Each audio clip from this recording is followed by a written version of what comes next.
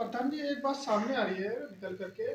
Question किए जा रहे हैं कि अगर आपको लड़ना ही चुनाव था तो बीजेपी से क्यों नहीं आपको सीट मतलब वो मिला है टिकट। आपने बीजेपी से क्यों नहीं लड़ा, क्योंकि इससे पहले आप बीजेपी ज्वाइन कर लिया था आपने। नहीं, ऐसा नहीं है बीजेपी से। मैं बीजेपी से चाहता तो टिकट मिल सकता था, मुझे चुनाव भी लड़ सकता था। लेकिन जो चुनाव जनता लड़ाती है, मैंने अपने लोगों से मशवरा किया, अपने लोगों की राय ली। लेकिन मेरे लोगों का कहना यही था कि आप चुनाव पार्टी से ना लड़कर निर्दलीय चुनाव लड़ें आप, क्योंकि ये वार्ड 88 ज़्यादा से ज़्यादा ये मुस्लिम क्षेत्र है, मुस्लिम बहुल्य क्षेत्र है। लोगों ने बरसों से यहाँ कांग्रेस को वोट दिया है, लेकिन आज कांग्रेस ने हम लोगों के साथ जो धोखा किया है, हमारे जो वर्तमान पार्षद थे उनका टिकट काट कर धोखा दिया है। आज लोगों में बड़ा रोष है। और ये जो पार्षद जी थे, पूर्व पार्षद जी, ये उनकी भी सहमति है।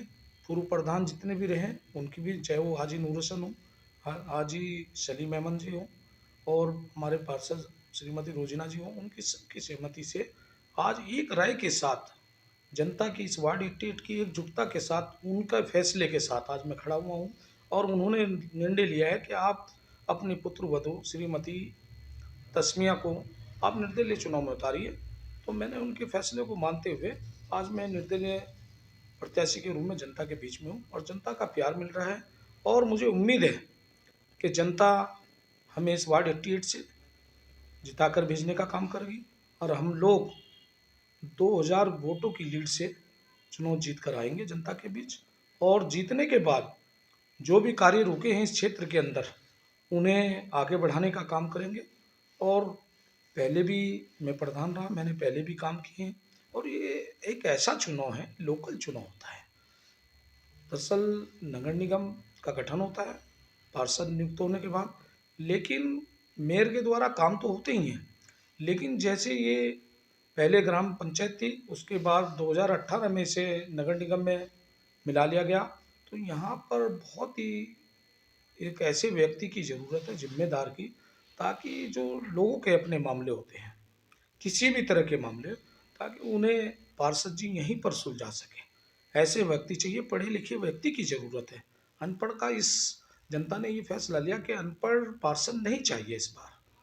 क्योंकि अक्सर ऐसा होता है, महिला सीट होने के कारण, आरक्षण होने के कारण, ओबीसी महिला है, और ज़्यादातर मुस्लिम समाज में महिलाएं बाहर नहीं निकलती हैं, क्योंकि पर्दे का मामला होता है।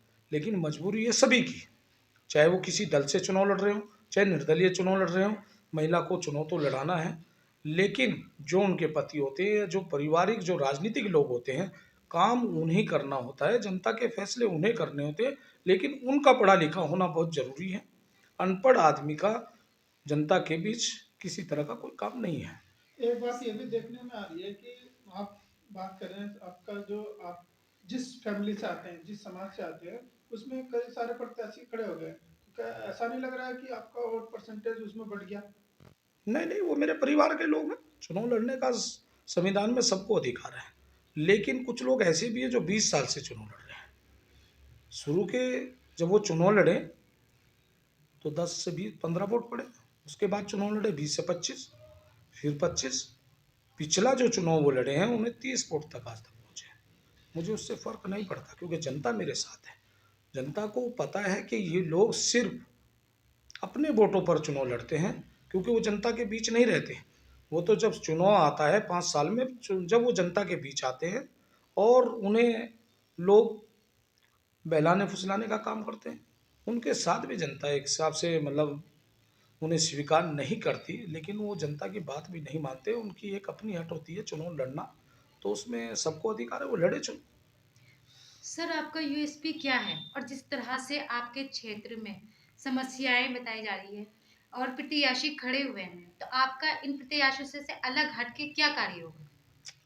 मेरा इन प्रत्याशियों से हटके सबसे पहले तो मैं कहना चाहूँगा आपके चैनल पर, क्योंकि मेरे उसमें और उनमें बहुत अंतर है। मेरी प्रत्याशी और मेरी फैमिली एक पढ़ी लिखी है।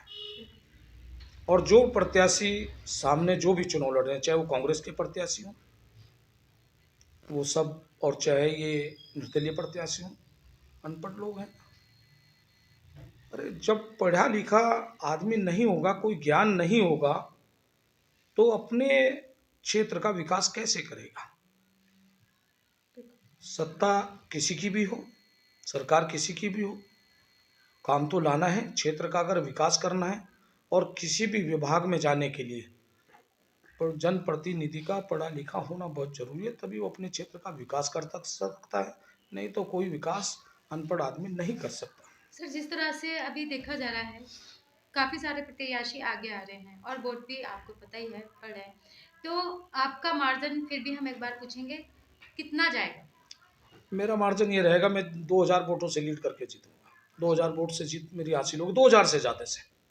ये जनता का ऐसा प्यार है, ये एक तरफा चुनाव है, एक तरफा माहौल है, क्योंकि कांग्रेस ने जो रोष दिया है, कांग्रेस की वजह से जो गुस्सा लोगों में है, तो लोगों ने निर्णय ले लिया है कांग्रेस को एक तरफा हरा कर भेजने का काम करें। बिल्कुल, ये निर्णय ही उन्हीं का है जो कांग्रेस को जिताकर यहाँ से भेजते थे, चाहे वो लोकसभा चुनाव हो, चाहे विधानसभा चुनाव हो, चाहे पार्षद का चुनाव हो। यही लोग जो आज निर्दलीय का निर्णय लिया है, निर्दलीय प्रत्याशी को जिताकर पार्षद बनाएंगे, इन्होंने निर्णय लिया है कि कांग्रेस का यहाँ से सफाया होगा। जो कांग्रेस ने हम लोगों के साथ धोखा किया, उन्हें सबक सिखाने का काम करेगी जनता। सर आप एक युवा सर पहले तो आप अपने बारे में कुछ बताएं। हाँ, मेरा नाम नरेश कुमार है। मैं पूर्व प्रधान हूँ, मेहुवाला से रहा हूँ। नरेश और जी, जिस तरह से तस्मिया जी को आगे लाने का कार्य किया जा रहा है और वोटों की संख्या देखी जाए तो महू वाले वार्ड नंबर 88 में उनको वोट देने के लिए सारी जनता आगे बढ़ चढ़ के हिस्सा ले आगे आ रही है, तो क्या लगता है आपको किस तरह से विकास के कार्य होंगे? विकास के कार्य बहुत होंगे। लोगों को पता है, जनता को पता है कि हमें किससे चुनना है, किससे नहीं चुनना है, क्योंकि हमें एक समझदार व्यक्ति चाहिए। हमें भले पार्षद नहीं, हमें जिम्मेदार इंसान चाहिए, और जिम्मेदार इनसे बढ़कर कोई जिम्मेदारी नहीं समझता है गाँव की। क्यों ऐसा क्यों लगा आपको? और भी तो क्योंकि प्रत्याशी हैं। इनको बहुत ही पुराना अनुभव है, कम से कम ये 20 साल से राजनीतिक में है। इनके गांव के बारे में सब पता है, क्या करना है, कैसे विकास होना है, कैसे लोगों को समझाना है और शासन प्रशासन में अपनी बात कैसे रखनी है। सर जिस तरह से देखा जा रहा है कि प्रत्याशी और भी हैं जी। और बहुत सारी समस्याएं बता रहे हैं वार्ड नंबर 88 के अंदर, देखो, तो ये जितनी समस्याएं हैं क्या वो तस्मिया मैम और इनके जितने भी वो हैं पार्षद वो दूर कर मुख्य पाएंगे? समस्या क्या है सर? मुख्य समस्या तो है नशे की। जी। ये नशा मुक्त हमारा ये वार्ड हो जाए तो हम बहुत बढ़िया उसमें आ जाएंगे। रही नाली रोड की ये समस्या है, ये भी दूर पार्षद बनने के बाद प्रधान जी दूर कर देंगे। दूर कर देंगे। जी। सर आप भी थोड़ा अपने बारे में कुछ बताएं। जी बताइए। नाम बताएं सर पहले। शाहिद।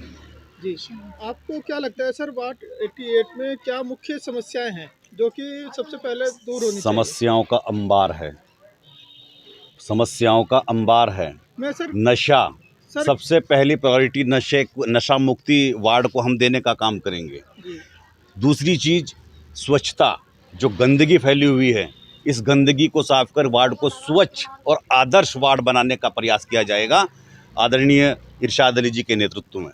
सर जिस सर तरह क्वेश्चन से उठा दिया है आपने बोला है समस्याओं का अंबार, जी, मगर आप यहाँ पर पूछने में मजबूर करें कि जब समस्याओं का अंबार है तो आप पूर्व कार्यकाल पे उंगली उठा रहे हैं, नहीं, क्यों नहीं? यहाँ पर कांग्रेस का जो है, यहाँ पर पिछला प्रतिनिधि कांग्रेस का था। जी, कहीं ना कहीं सरकार के साथ तालमेल ना बैठा पाना एक बड़ी बात रही है, और भारतीय जनता पार्टी की सरकार है राज्य के अंदर, और इसके चलते हमारे जो निवर्तमान पार्षद हैं उनके साथ सौतेला व्यवहार किया गया। उनको काम करने में बहुत सारी दिक्कतें आई, परंतु हमारे रोजीना जी जो हमारी निवर्तमान पार्षद रही हैं, उन्होंने हार ना मानते हुए जितना हो सका अपने प्रयासों से इस काम को कराने का काम किया, जितना भी उनसे संभव हो सका। सर जिस तरह से देखा जा रहा है तस्मिया जी एक शिक्षित है, तो क्या लगता है आपको कि आगे आपके वार्ड नंबर 88 में जो भी प्रत्याशी हैं क्या उनसे बढ़ चढ़ के आगे आएंगी? तस्मिया जी जी। आगे हैं, आगे रहेंगी, और मुझे अच्छा लगा ये सवाल सुन करके। मुझे ऐसा लगता है कि आप भी चिंतित हैं तस्मिया जी के विजय श्री को लेकर के। सर वो तो आगे आने ही वाली हैं, लेकिन जी। फिर भी हमने आपसे पूछा है जी। कि अगर जैसे वो आती हैं तो जी। क्या शिक्षित, जैसे बच्चियां हैं, छोटी बच्चियां जी जी हैं, जी तो क्या शिक्षित जी जी अच्छा जी वो बच्चों रहेगा? की शिक्षा पे जोर दिया जाएगा, उनको शिक्षित करने का प्रयास किया जाएगा। जो नशे के कारोबार में लिप्त हैं या पीने खाने में लिप्त हैं, उनको अंधकार से निकाल करके, इस नशे के अंधकार से निकाल करके उनको जो है शिक्षा के उजाले में ले जाने का काम हमारी पार्षद महोदया के द्वारा कराया जाएगा। दोस्तों देखते रहिए जिस तरह से अभी नरेश जी और सर हम शाहिद जी हमारे साथ थे, तो उन्होंने हमें बताया अपनी क्षेत्र की समस्याओं के बारे में। तो हम भी यही कहेंगे और जनता से अपील करेंगे, श्रीमती तस्मिया जी को वोट दें, कोर्ट पे मोहर लगाएं और उन्हें विजय बनाएं। धन्यवाद। देखते रहिए मायरा के साथ और अफजल सर के साथ, आदि के साथ। धन्यवाद।